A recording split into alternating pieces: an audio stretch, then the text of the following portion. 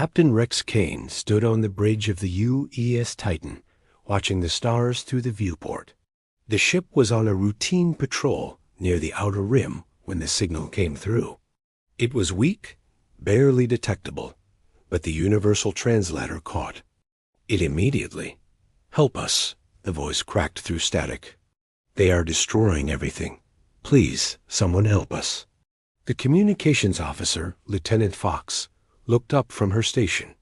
"Sir, the signal is coming from the Vega system. It's from a species we've never encountered before." Kane studied the data streaming across his screen. The signal showed images of burning cities and fleeing civilians. The beings were small, almost childlike, with large eyes and gentle features. They looked nothing like the humans who now dominated this sector of space. "What's attacking them?" Kane asked. Fox worked at her console, enhancing the signal. "The images show another alien species, sir. They're much larger, heavily armored. The transmission calls them the Krex Empire." Kane had heard whispers of the Krex. They were known throughout the galaxy as destroyers, a race that consumed entire worlds and left nothing behind. Most civilizations avoided them or paid tribute to stay alive. The signal continued to play. Cities burned while innocent people ran for their lives. Children cried as their parents carried them away from the destruction. The small aliens, who called themselves the Nari, had no weapons that could stop the Krex war machines. "Sir," Fox said quietly, "they're asking for help from anyone who will listen. They say their world will fall within days." Kane clenched his fists. Humans had a rule about getting involved in alien conflicts. Earth's government preferred to stay neutral and focus on human colonies. But watching the Nari suffer brought back memories of Earth's own dark history, when stronger nations crushed weaker ones. "Get me Admiral Stone on the emergency channel," Kane ordered. Minutes later, Admiral Stone's face appeared on the main screen. Her expression was stern as always. "Captain Kane, what's your status?" "Admiral, we've received a distress call from the Vega system. A species called the Nari is being wiped out by the Krex Empire. They need immediate help." Stone frowned. "The Krex are not our problem, Captain. We have standing orders not to interfere in alien conflicts." Kane played the signal for her. The Admiral watched in silence as the images of destruction filled the screen. Her face remained hard, but Kane saw something flicker in her eyes. "How many Nari are left?" she asked. "Our estimates suggest about 50 million on their homeworld. Maybe more on other planets in their system." Stone was quiet for a long moment. Finally, she spoke. "Captain, you're ordered to return to base immediately. We will not be responding to this signal." The transmission ended. Kane stared at the blank screen, then looked around his bridge. Every officer was watching him, waiting for his decision. "Lieutenant." Fox spoke first. "Sir, the signal is getting weaker. If we don't act soon, there won't be anyone left to save." Kane thought about Earth's history. Humans had survived because they learned to fight back against impossible odds. They had turned their harsh world into strength, their wars into wisdom, their suffering into resolve. God other species in the galaxy called humans Deathworlders, because they came from a planet that should have killed them. Instead, it made them into something no one expected, a race that refused to give up no matter what. "Fox, send a message to every human ship in this sector. Use the emergency frequency." "Sir, that's against direct orders." Kane smiled grimly. "Sometimes good soldiers have to make hard choices. Send the message." Fox hesitated, then began typing. "What should I say?" "Tell them the truth. Tell them innocent people are dying, and we're the only ones who can help. Tell them that if we don't act now, 50 million beings will be dead by tomorrow." The message went out across space, reaching dozens of human ships. Some were military vessels like the Titan. Others were cargo haulers, mining ships, and even civilian transports. But all of them had one thing in common. They were crewed by humans who understood what it meant to fight for survival. Within hours, the responses came back. Ship after ship confirmed they were changing course for the Vega system. They came not because of orders, but because it was the right thing to do. Kane watched the stars ahead and knew they were flying toward a war that would change everything. The Krex Empire was about to learn why the galaxy feared Deathworlders. Rescue fleet was coming, and nothing would stop them. The response was beyond anything Captain Kane had hoped for. Within 12 hours, 47 human vessels had changed course toward the Vega system. They came from mining operations, trade routes, and patrol duties across 3 sectors. Captain Blue's cargo hauler, the Steel Runner, was the first to arrive. Her ship had been carrying supplies to a distant colony, but she dumped the cargo and welded military-grade weapons to her hull. "My grandfather fought in the resource wars," she told Kane over the cone. "He always said real strength comes from protecting those who can't protect themselves." Commander Gray followed in his mining ship, the Rockbreaker. The vessel was built to crack asteroids, but Gray had modified the mining lasers into weapons that could cut through any armor. His crew of 12 had voted unanimously to join the fight. "We've got plasma cutters that can slice through a mountain," Gray reported. "Figure they'll work just fine on Krex ships." Captain West arrived with the biggest surprise. His passenger transport, the Hope's Journey, carried 300 volunteers, engineers, medics, pilots, and soldiers who had left their posts to join the rescue mission. Earth's government would call them deserters, but they called themselves humanity's conscience. "We've got people from every human colony," West explained. Word spread through the networks faster than wildfire. Everyone wanted to help. Kane coordinated the growing fleet from the bridge of the Titan. The ships were nothing like the organized military formations of Earth's Navy. Cargo haulers flew next to mining vessels. Passenger transports traveled alongside patrol boats.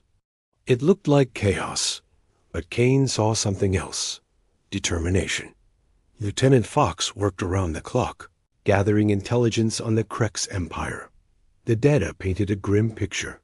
The Krex were an ancient warrior race that had conquered hundreds of worlds. Their ships were heavily armored and designed for overwhelming force. They won battles by sheer brutal power. "Sir," Fox reported, "the Krex have never lost a war. Every species they fought either surrendered or was completely destroyed. They don't understand the concept of mercy." Kane studied the tactical reports. Krex battle formations were simple but effective. They grouped their largest ships in the center and used smaller vessels to surround their enemies. Once trapped, they would pound their opponents into submission with superior firepower. "What about their weaknesses?" Kane asked. Fox shook her head. "That's the problem, sir. They don't seem to have any. Their armor is nearly impenetrable, their weapons are devastating, and they outnumber us 50 to 1. Despite the odds, more ships kept arriving. The human fleet grew to 60 vessels, then 70. Each captain brought their own skills and modifications. The mining ships had industrial strength equipment. The cargo haulers had massive engines built for hauling heavy loads. The transports carried supplies and personnel that could keep the fleet running. Meanwhile, the signals from the Nari homeworld grew weaker and more desperate. The aliens reported that the Krex had landed ground forces and were systematically destroying cities. Millions of Nari were fleeing to the mountains, but there was nowhere left to hide. "They're asking if we're really coming," Fox translated. "They say they've been waiting for 3 days now." Kane felt the weight of responsibility on his shoulders. 70 ships seemed like a lot until he compared them to the Krex war fleet surrounding the Nari homeworld. Intelligence suggested the enemy had over 3,000 vessels, including massive battleships that could destroy planets. But as Kane looked around his bridge, he saw something the Krex had never encountered: His crew wasn't fighting for conquest or resources. They were fighting because innocent people needed help, and turning away wasn't an option.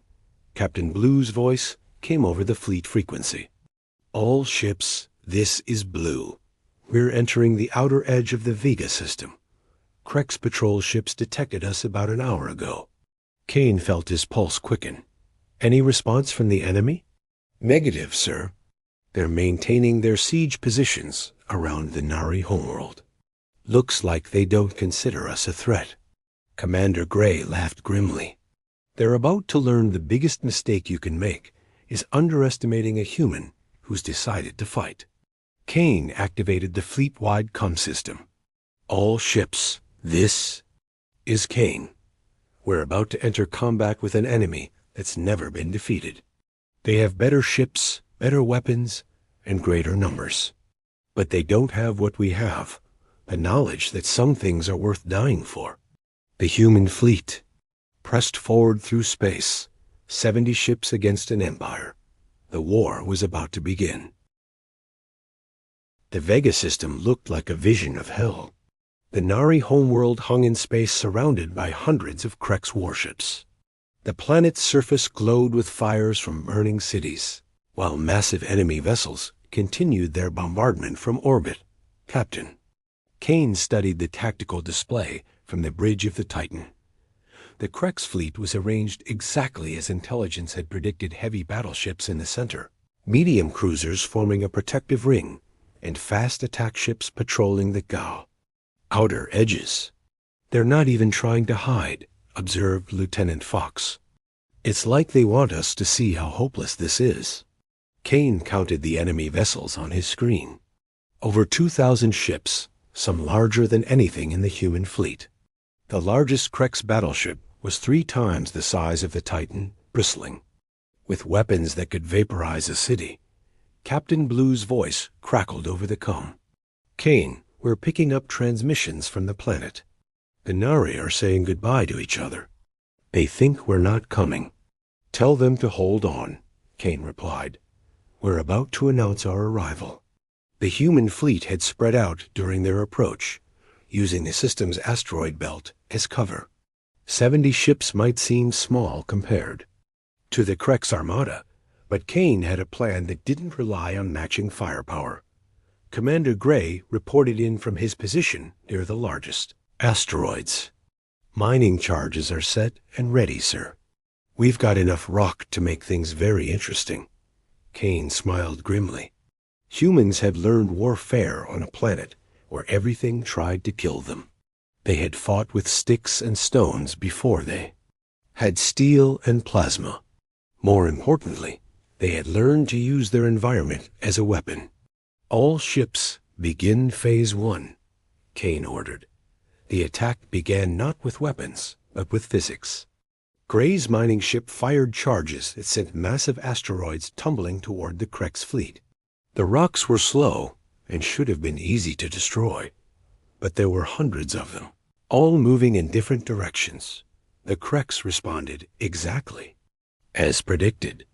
Their attack ships broke formation to intercept the asteroids, using their powerful weapons to blast the incoming rocks into smaller pieces. It was an impressive display of firepower, but it left gaps in their defensive line. Phase 2, go.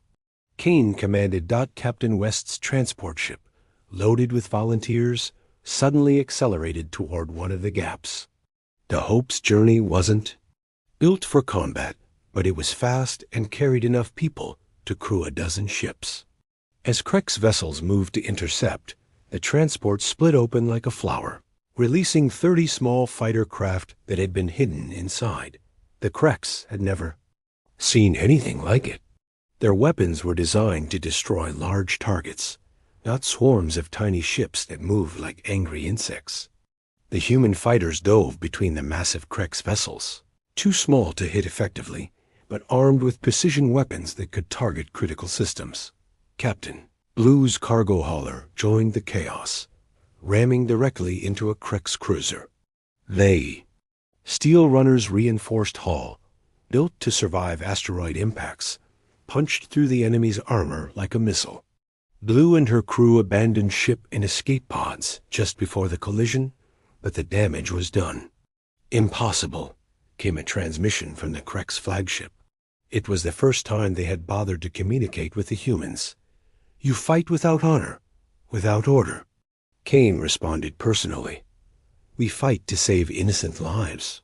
If that lacks honor in your culture, then your culture is wrong. The battle became a swirling melee as more human ships joined the fight. Commander Gray used his mining lasers to slice through enemy hulls, while smaller human vessels darted between the massive Krex. Battleships like wolves attacking a herd of giants. The Krex were powerful, but they were confused. They had never fought an enemy that used such chaotic tactics.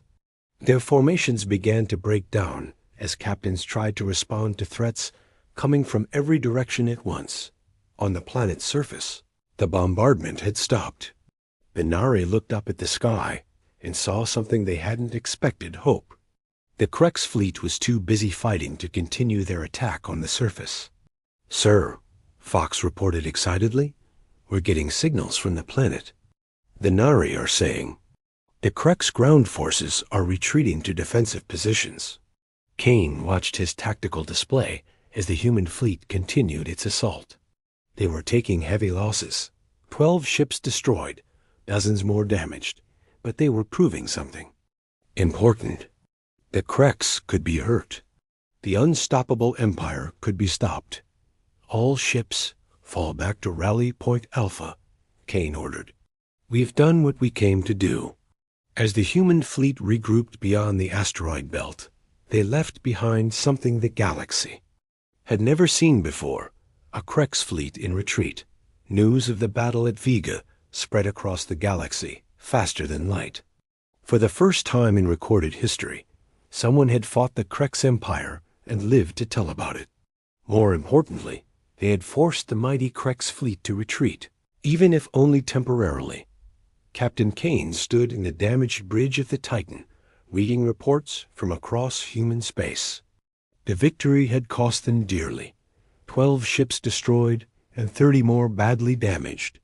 But the message was clear. The unstoppable empire could be stopped. Sir, Lieutenant Fox announced, we're receiving a transmission from Admiral Stone. Kane grimaced. He had been expecting this call. When Stone's face appeared on the screen, her expression was unreadable. Captain Kane, you and your fleet are ordered to withdraw immediately and return to Earth for court-martial proceedings. With respect, Admiral, we can't do that. The Nari still need our help. Stone's jaw tightened. You've already done enough damage. Earth's government is receiving protests from a dozen alien species who are terrified we'll drag them into a war with the Krex. Kane looked at his tactical display, where new ships were appearing every hour. Word of their fight had reached human colonies across the sector, and volunteers were arriving in everything from military vessels to converted freighters. Admiral, I'm seeing 40 new ships on my sensors. Humans from every colony in the sector are coming to help. We didn't start this war, but we're going to finish it. Stone was quiet for a moment. When she spoke again, her voice was softer. Kane, I understand what you're trying to do, but you're talking about fighting an empire that has conquered half the galaxy. This isn't a battle you can win. Maybe not, Kane admitted, but it's a battle we have to fight. If we walk away now, 50 million innocent beings will die, and the galaxy will know that humans are just like everyone else, too scared to stand up to bullies. The transmission ended, but Kane knew Stone was wrestling with her conscience. She had followed orders her entire career, but those orders had never asked her to abandon people who needed help. Meanwhile, the war was evolving. The Krex had regrouped and were sending ground forces to Nari colonies throughout the system. But the humans had learned something important from their first battle. Conventional tactics wouldn't work against a superior enemy. Commander Gray's mining ship had become a mobile weapons platform, using industrial equipment in ways its designers never imagined. His plasma cutters could slice through Krek's armor like butter, while his gravity manipulators turned asteroids into guided missiles. Captain Blue had taken command of a damaged Krek's cruiser, using human engineering to repair systems. That should have been beyond fixing. Her mixed crew of humans and rescued Nari worked together to turn captured weapons against their former owners. The breakthrough came when human engineers began studying captured Krek's technology. The enemy's weapons were powerful but inflexible. Their ships were heavily armored but slow to change direction. Everything about Krek's design reflected their philosophy: overwhelming force applied without subtlety. "It's like they've never fought anyone who fought back," reported Chief Engineer Ross from the captured cruiser. "Their systems have no safeguards against the kind of modifications we're making." Humans began adapting Krek's weapons to their own ships, but they didn't just copy the technology. They improved it. Mining lasers were combined with Krek's power cores to create weapons that could cut through any armor. Human targeting systems were integrated with alien sensors to create precision that the Kreks had never imagined possible. On the surface of Nari worlds, human ground forces were proving equally adaptable. They fought in small teams rather than large formations, using hit-and-run tactics that confused the Kreks commanders. When the enemy expected a frontal assault, humans appeared from behind. When the Kreks tried to surround them, humans had already moved to new positions. The galaxy was watching now. Species that had cowered before the Kreks for centuries were seeing something impossible. The Empire was losing battles. Not just losing, but being outfought by a race they had never heard of. Captain West's transport had been converted into a mobile command center, coordinating rescue operations across 3 star systems. Millions of Nari had been evacuated to safer worlds, while human volunteers worked alongside alien engineers to rebuild destroyed cities. "Sir," Fox reported, "we're receiving a priority transmission from Earth." Kane expected another command to withdraw, but when the screen activated, he saw Admiral Stone's face, and she wasn't alone. Behind her stood dozens of other officers, all wearing determined expressions. "Captain Kane," Stone said formally, "the Third Fleet is hereby reassigned to assist in humanitarian operations in the Vega sector. We should reach your position in 72 hours. The Krek's empire was about to face the full might of humanity's military, and they had no idea what was coming. The final battle began at dawn on the 5th day of the war. The Krek's empire had gathered their most powerful fleet, over 5,000 ships, including their legendary dreadnoughts that had never known defeat. Against them stood 200 human vessels, a mix of military ships, converted civilian craft, and captured alien technology. Captain Kane watched from the bridge of the Titan as the enemy fleet emerged from hyperspace. The Krek's flagship alone was larger than 50 human ships combined, its hull covered in weapons that could crack planets. Behind it came wave after wave of battleships, each one a monument to the Empire's 1,000 years of conquest. "All ships," Kane broadcast to the human fleet, "remember what we're fighting for. Those people down there trusted us to save them. We don't get to let them down." The Kreks had learned from their previous defeats. Instead of the rigid formations they had used before, they came in a massive swarm designed to overwhelm through sheer numbers. Their strategy was simple: accept whatever losses were necessary to crush the human fleet completely. Admiral Stone's voice came over the command frequency. "Kane, my tactical computers are showing odds of 3,000 to 1 against us. My officers are asking if we have a secret weapon." Kane looked around his bridge at the faces of his crew: Fox at communications, Ross at engineering, dozens of others who had volunteered for a mission that might kill them all. "Tell your officers we do have a secret weapon, Admiral. We're human." The battle joined with a violence that lit up space itself. Krex dreadnoughts fired weapons that could boil oceans, while human ships darted between them like deadly insects. The converted mining ship Rockbreaker rammed directly into a Krex battleship, both vessels disappearing in a ball of nuclear fire. Captain Blue's captured cruiser led a squadron of modified fighters in a desperate assault on the enemy flagship. Half the squadron died in the first minute, but the survivors punched through the Krex defenses and began tearing apart the massive ship's weapon systems from inside. On the surface of the Nari homeworld, the battle could be seen as flashes of light in the sky. Millions of Nari watched as their rescuers fought impossible odds to save them.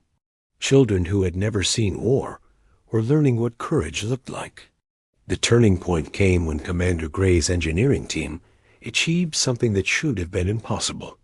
They had linked every human ship's power core to create a single massive weapon, a gravity pulse that could tear apart the fabric of space itself. "All ships," Gray announced, "you've got 30 seconds to get clear. This is going to be messy."